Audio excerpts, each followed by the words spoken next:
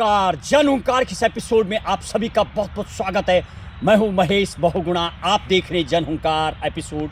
आज के जन हुंकार एपिसोड में करेंगे खास विश्लेषण शीतकालीन सत्र जो संसद का चला था, उसके अलावा क्या कहेंगे आप, फैसला आपका बताएंगे आप सही है या गलत।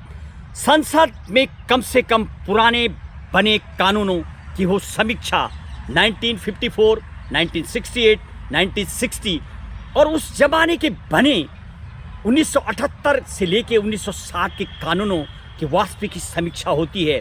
और पार्लियामेंट में अभी तक ऐसा नज़र नहीं आता है कि कोई सांसद इस पे बोलता हो। क्या ऐसा भी कभी होगा जब ऐसा डिबेट होगा? हालांकि इस बार सत्र की बात की जाए, 8 बिल सरकार ने पास किए हैं, उनको भी देंगे आपको जानकारी अपने अगले एपिसोड में। शायद क्या ऐसा संभव है? भारत की जो असली समस्या अभी वर्तमान में देखी जाती है तो मिलावटखोरी, और एक ऐसा लिस्ट हो, ऐसा एक कानून बने जिस तरीके से जब देश आज़ाद हुआ था 1956 के दौरान भूमि यानी लैंड रिफॉर्म को लेकर के, और अनेक बार ऐसे कानून बने हैं जब जो देश के बड़े बड़े मुद्दे होते हैं उनके मद्देनज़र रखते हुए। तो अभी भी वर्तमान में मानो ऐसी महसूस की जाती है कि शायद ये यदि जघन्य अपराध हो जाते हैं, जैसे मिलावटखोरी, फर्जी मुकदमा, फर्जी गवाही, फर्जी एफआईआर, फर्जी डॉक्यूमेंट्स लोग बना रहे हैं, और इसके अलावा ये जो लव जिहाद, लैंड जिहाद, ड्रग जिहाद, घुसपैठ जिहाद, जनसंख्या जिहाद जो कानून बने, और ये यदि इनका कोई फॉलो नहीं करता है तो जघन्य अपराध में घोषित हुई ये चीज़ें, और जब कोई इनका उल्लंघन करता है तो सख्त सजा का बने प्रावधान।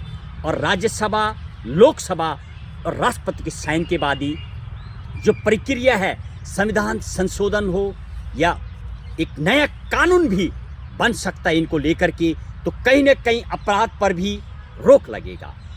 और जो अभी यदि मैं देश आज़ादी के बाद के कानूनों की बात करूं, चाहे सीनियर सिटीजन एक्ट हो या महिला को लेकर के बने डॉरी यानी दहेज को लेकर के बना हो, डोमेस्टिक वायलेंस के लिए महिलाओं के लिए जो 8 कानून बने हुए, और ख़ास तौर पर सेक्शन 498A के बेनता केस। और वर्तमान में मानो ऐसा लगता है सुप्रीम कोर्ट या हाई कोर्ट में लगातार यानी फॉल्स कमिटमेंट ऑफ मैरिज के अनेक मामले सामने आ रहे हैं।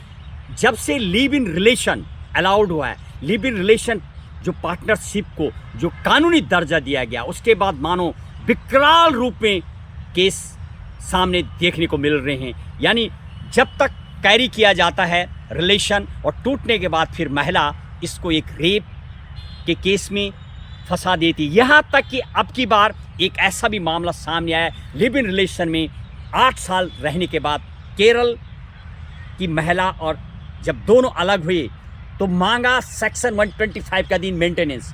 अभी उस पर कोई सुप्रीम कोर्ट ने जवाब नहीं दिया है। तमाम अनेकों ने इस तरह की समस्याएं आती हैं, चाहे वो सीनियर सिटीजन एक्ट हो या वायलेंस का मामला हो, पॉक्सो के मामले हो। तो मानो ऐसा लगता है कहीं ना कहीं कानून बनने से ही ज़्यादा मानो समस्या विकराल नज़र आती है। पूरी तरीके से लिव इन रिलेशन के लिए जो अभी मंजूरी दी गई है, उसके लिए ये भी हो, टाइम फिक्स हो, 1 साल बने कि कब तक, कितने साल तक आप लिव इन में रहेंगे, आपको शादी में कन्वर्ट भी बदलना होगा। शायद उस कानून की अभी सख्त ज़रूरत महसूस होती है। जिस तरीके से कोर्ट के सामने मामले नज़र आ रहे हैं, उसमें अनेकों एक ऐसे केस देखने को मिल रहे हैं जिसमें महिला बोल रही है ब्रीच ऑफ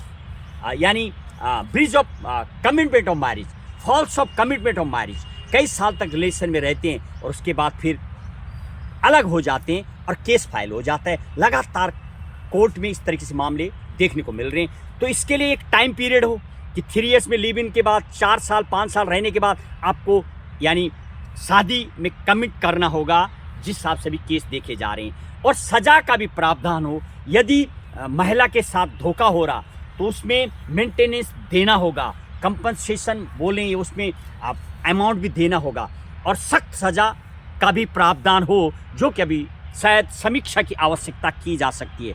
बस आज के एपिसोड में इतना ही। क्या कहेंगे आप? फैसला आपका बताएंगे आप, सही है गलत?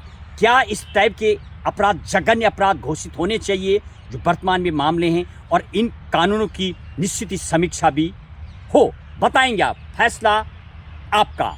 जय हिंद, जय भारत।